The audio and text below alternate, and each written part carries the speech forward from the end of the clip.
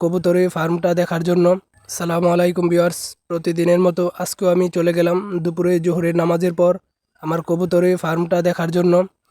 মূলত দুপুরে ফার্মে গিয়েছিলাম খাবার দেওয়ার জন্য।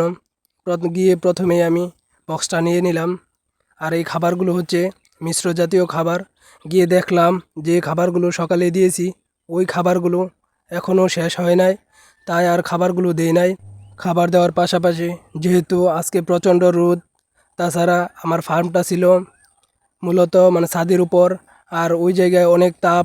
এজন্য আমি একটা বড় সড়ো বাটিতে পুরো বাটি ভরে পানি নিয়ে আসলাম যেন কবুতরগুলো খেতে পারে। তো ফাইনালি আমার খাবারগুলো দেওয়া শেষ হয়ে গেছে। তারপর আমি দেখতেছিলাম যে কবুতর কোনো ডিম পেড়েছে নাকি। গিয়ে দেখলাম যে কোথাও কোনো ডিম পারে নাই।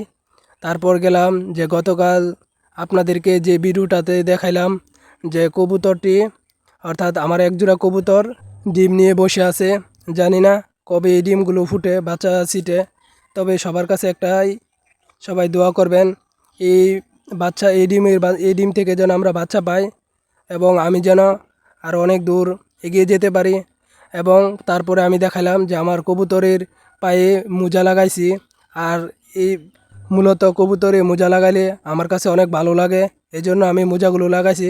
মূলত সবগুলো কবুতরের পায়ে আমি মোজাগুলো লাগিয়েছি যেন সবগুলা কবুতরই দেখতে অনেক সুন্দর লাগে।